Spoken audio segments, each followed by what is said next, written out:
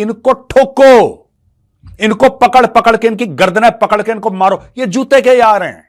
पाकिस्तान की एक हिस्ट्री है कि वो एंटी इंडिया ग्रुप्स को सपोर्ट करता है। ये मेरे हत्थे नहीं चढ़े किसी दिन। खालिस्तानी हूं मैं, तुम्हें एक बात बताता हूं, तुम कनाडा में हो, यूके, तुम मेरे हत्थे चढ़ो। मैं जिससे आलू छीलते हैं ना, उससे मैं तुम्हारी खाल ना निकाल दी पीठ की, मेरा नाम बदल देना। आज तक हमारे ऊपर यही इल्जाम लग रहा है और यही हमें कहा जा रहा है कि जनाब आप एंटी इंडिया जो मिलिटेंट ऑर्गेनाइजेशंस हैं उनको सपोर्ट कर रहे हैं। और मेरे दिल में कोई रहम नहीं है, मेरे दिल में कोई तुम मिलोगे मैं तुम्हें ठोक दूंगा, तुम मिलो मैं तुम्हें ठोक दूंगा, तुम मिल जाओ कभी मुझे। जो अमेरिकन इंटेलिजेंस कम्युनिटी जो है वो थ्रेट असेसमेंट करे और ये कहे और वही बात करे जो डॉक्टर जयशंकर वॉशिंगटन में, न्यूयॉर्क में, लंदन में खड़े होकर करते हैं, वो वही बात कर रहे हैं। सो जो डॉक्टर जयशंकर के अल्फाज हैं, मैं समझता हूँ अमेरिकन। नमस्कार दोस्तों, जय हिंद। कनाडा में भारत के उच्चायोग में काम करने वाले मुख्य उच्चायुक्त संजय कुमार वर्मा के ऊपर खालिस्तानी समर्थक प्रदर्शनकारियों ने तलवार से हमला करने की कोशिश की, जिसे कनाडा की पुलिस ने नाकाम कर दिया और खालिस्तानियों को धक्के मारकर बाहर निकाल दिया। घटना उस समय की है जब संजय वर्मा 11 मार्च को Indo Canadian chamber of commerce की तरफ से आयोजित कार्यक्रम में शामिल होने के लिए एडमिंटन पहुंचे थे। भारतीय उच्चायोग में काम करने वाले अधिकारी पिछले कुछ समय से खालिस्तानी समर्थक गुंडों के निशाने पर हैं। भारतीय उच्चायुक्त संजय कुमार वर्मा ने अखबार से बातचीत में बताया कि खालिस्तानी समर्थकों ने कार्यक्रम में बाधा डालने की भी कोशिश की थी, लेकिन वह नाकाम रहे और पाकिस्तान भी हमेशा आतंकवादी गतिविधियों का भारत के खिलाफ समर्थन करता चला आया है और आज उसी के पाले सांप उसी को डस रहे हैं। कुछ ऐसा ही कनाडा जैसे देशों के साथ भी होगा। है कि इंडियन डिप्लोमेट्स को टारगेट कर दे। खालिस्तानी कुत्ते के बच्चे हैं ये,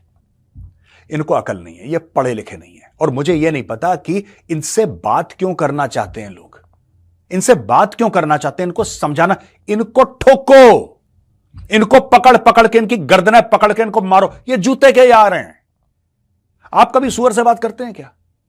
do you ever talk to pigs? You don't talk to pigs, you give a kick to the pig. End of story यार, एंड ऑफ स्टोरी। पता नहीं, ये मेरे हत्थे नहीं चढ़े किसी दिन। खालिस्तानी हूं मैं, तुम्हें एक बात बताता हूं, तुम कनाडा में हो, यूके, तुम मेरे हत्थे चढ़ो। मैं जिससे आलू छीलते हैं ना, उससे मैं तुम्हारी खाल ना निकाल दी पीठ की, मेरा नाम बदल देना। और मेरे दिल में कोई रहम नहीं है, मेरे दिल में कोई तुम मिलोगे मैं तुम्हें ठोक दूंगा, तुम मिलो मैं तुम्हें ठोक दूंगा, तुम मिल जाओ कभी मुझे। मेरे दिल में 0% रहम है, ठीक है। क्रूर सिंह अपना ही लौंडा था, समझे बेटा। अब देखो, इन्होंने ये सब ड्रामा करने की कोशिश करी है दोस्तों। अब हम गए एनआईए की वेबसाइट पे। ये तो एक मामला हो गया ना, ये तो एक मामला हो गया कनाडा में। अब मैं आपको बताता हूं क्या एनआईए ने क्या करा इनके खिलाफ और क्यों ये यूके में इनको मौत आ रही है। सरकार बदलने दो खालिस्तानियों, जस्टिन ट्रूडो जाएगा इस बार। हम लोगों ने पैसा लगा रखा है जस्टिन ट्रूडो के खिलाफ कनाडा में। हमारे बंदे कनाडा में हैं, तुम देख लेना, तुम देख लेना। और मैं स्पेशल वीडियो की अपील करूंगा, जितने भी वहां पे इंडियंस हैं, आप हिंदू हो, मुसलमान हो, सिख, ईसाई, does not matter, you have to make sure, you have to ensure that Justin Trudeau loses. कोई आए उसके बदले में, it does not matter. Justin Trudeau और उसका पालतू कुत्ता Jagmeet Singh, they have to be out under any conditions. Community ने की है।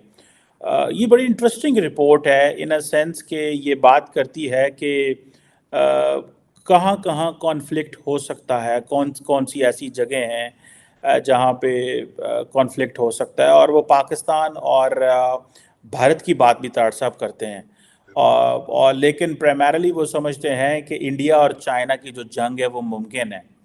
ताड़ साहब आप कैसे देखते हैं? वो कह रहे हैं जो बात मेरे लिए कंसर्निंग थी, जिस बात को मैंने हाईलाइट किया, कल भी मैंने उस पर एक छोटी सी डिस्कशन की थी, वो ये थी कि इंडिया, उस रिपोर्ट में ये कहा गया है कि पाकिस्तान की एक हिस्ट्री है कि वो एंटी इंडिया ग्रुप्स को सपोर्ट करता है, मिलिटेंट ऑर्गेनाइजेशन को सपोर्ट करता है। ताड़ साहब, हमारे अमेरिका के साथ इतने अच्छे ताल्लुकात रहे हैं, अमेरिका के साथ हमने मिल के दहशतगर्दी की जंग भी लड़ी है, सारा कुछ किया है।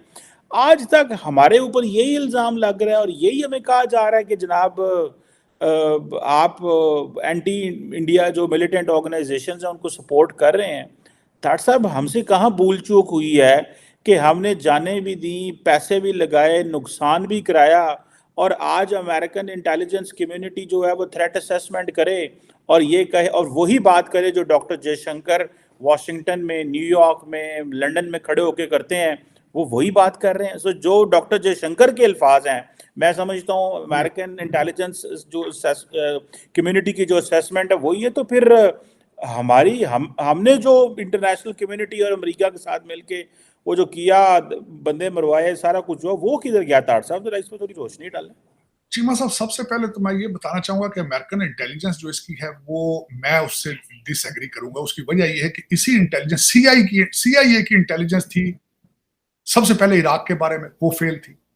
उसके बाद इंटेलिजेंस उनकी इराक काबुल के बारे में थी, वो फेल थी। फिर उसके बाद उन्होंने कीव के बारे में इंटेलिजेंस की अपने के लिए, वो भी फेल थी। CIA का ऑपरेशन बिल्कुल नहीं कर रहा, बिल्कुल ही नहीं काम कर रहा। हाँ, उनकी असेसमेंट जो है, अब उसमें मैं बताना चाहूंगा, बल्कि आज ही मैं इसमें देख रहा था कि मलेशिया के अंदर ताइवान से जो आपके सेमीकंडक्टर बनाने वाले हैं, कुछ तो इंडिया आ गए, कुछ मलेशिया जा रहे हैं, क्योंकि ताइवान के ऊपर हो सकता है फ्यूचर में अमेरिकन जो है वो सैंक्शंस लगाएं उसको, चाइना को रोकने के लिए, दूसरी चीजें करने के लिए। और तीसरा उसमें चीमा साहब, मैं ये बात ये खासकर अगर आप डॉक्टर जयशंकर के हवाले से ये कर रहे हैं, जाहिर है उन्होंने, they are their strategic partner, वो उनके साथ उनका इन्फ्लुएंस है। मैं हमेशा बार बार ये कहता हूं कि वॉशिंगटन DC में इस वक्त भारत का इन्फ्लुएंस इजराइल के बाद दूसरा सबसे स्ट्रॉन्ग लॉबी जो है भारत की है। तो जाहिर है वो उनकी गीत ही गाएंगे, उनकी बातें करेंगे, उनके साथ चलेंगे। लेकिन पाकिस्तान के हवाले से मैं दूसरी बताना चाहूंगा। पाकिस्तान, आपने एक चीज अडॉप्ट की, रशिया जब आया आपने इसको अपनी फॉरेन पॉलिसी और हर डिफेंस पॉलिसी, हर चीज इसमें झोंक दी, पूरा मुल्क ही झोंक दिया डॉलरों के खाते। लेकिन फिर आप उससे बाहर नहीं निकले। ये दुनिया को, आपका सबसे बड़ा मसला ये है, आपने उसको ट्रेड बना लिया लेटर, क्योंकि आपके पास और कोई प्रोडक्ट मैन्युफैक्चर आपने करने की कोशिश ही नहीं की। आपने फिर उसी के ऊपर ही इन्वेस्टमेंट रखी, क्योंकि उसका रेट बहुत, उस पर रिटर्न बड़ी अच्छी थी। वो जो थी ना ऑर्गेनाइजेशंस बनाना, फिर दुनिया को ब्लैकमेल करना, फिर कहना आज we just got the al Qaeda number 3 from Faisalabad, we just got the Taliban फलाना नंबर 4 फ्रॉम कराची, वो बड़ा अच्छा रहा। उसमें डॉलर पड़े थे, ट्रेड बड़ा प्रॉफिटेबल था। आपने कहा कि फैक्ट्रियों से क्या बचेगा, ये सबसे अच्छी प्रोडक्ट यही है, and you kept investing in it. ये दुनिया को, आपको भी प्रॉब्लम यही है, दुनिया को भी यही इशू रहा है। मसला ये है कि अब दुनिया आपसे वो टेररिज्म खरीद नहीं रही। आपका TTP इशू इस वक्त भी आपका खुद बनाया हुआ ये TTP इशू है। आप मुझे ये बताएं बात, आप चीमा साहब, मेरा क्वेश्चन आपसे, मैं इसके रिटर्न में क्वेश्चन करना चाहूंगा आपसे। आप कहते जाने आपने मारी, हम मारे गए, लुट गए, हमने ये कर दिया, ठीक किया, बड़ा पैसा बड़ा बनाया, कंटेनरों में आपने लिया, इतना पैसा, आपकी बेसमेंटें अभी भी इस्लामाबाद लाहौर में घरों में भरी पड़ी डालों से।